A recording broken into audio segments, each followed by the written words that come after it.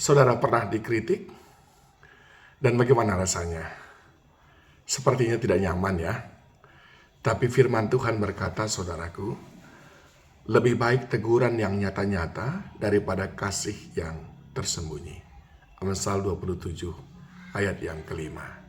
Nah, tentu kita tahu bahwa tidak semua orang yang mengkritik kita adalah memikirkan kebaikan bagi kita. Paling tidak, saya mendata ada 5 tujuan orang mengkritik kita. 1, untuk merendahkan dan mempermalukan kita.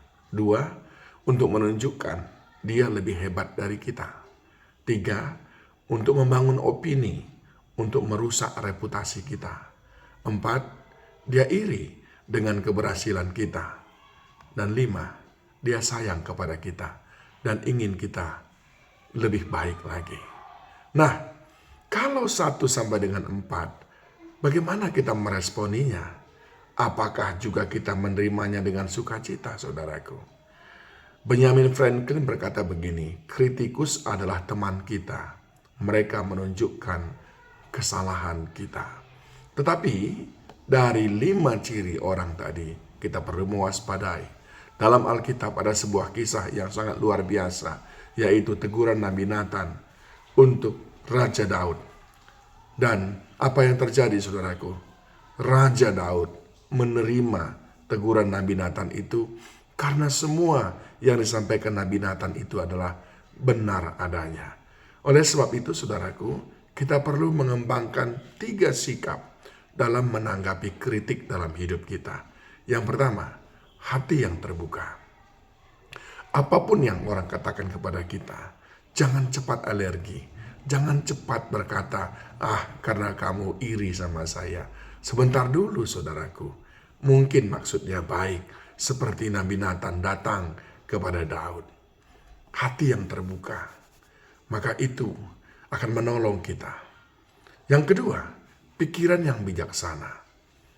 Artinya apa, saudaraku? Kita harus bijaksana melihat ini kritikan ini masuk dalam kategori yang keberapa.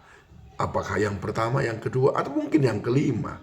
Saudaraku, perhatikan apa motif, tujuan orang memberikan kritik kepada kita.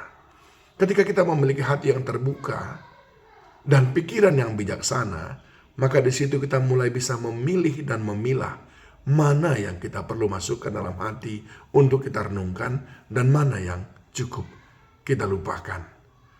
Saudara, sekalipun orang mengkritik kita dengan niat yang jahat, ada tetap manfaatnya bagi kita, yaitu kita mengenal orang itu sehingga kita lebih hati-hati dengan mereka.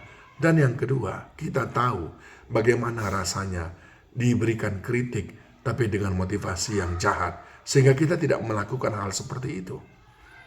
Nah, yang ketiga, saudaraku, yang pertama tadi hati yang terbuka, 2 pikiran yang bijaksana, dan yang ketiga adalah tindakan yang tepat. Apa yang dimaksud dengan tindakan yang tepat?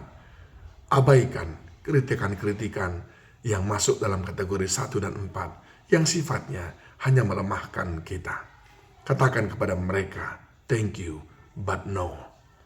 Dan yang kedua, saudaraku, ketika kita berbicara tentang tindakan yang tepat, kalau kritikan itu benar adanya, katakan kepada mereka, thank you and yes. Artinya kita akan mengambil langkah-langkah untuk memperbaiki diri kita. Bukankah jamu itu pahit, tapi baik untuk kita? Demikian kadang-kadang kritikan. Winston Churchill berkata, kritik bisa tidak menyenangkan, namun itu diperlukan. Sama seperti fungsi rasa sakit di dalam tubuh kita. Kritik bisa sebagai penanda di area yang mana kita perlu memperhatikan hidup kita. Mari miliki sikap hati yang terbuka, pikiran yang bijaksana, dan tindakan yang tepat dalam meresponi kritik. Tuhan Yesus memberkati saudara.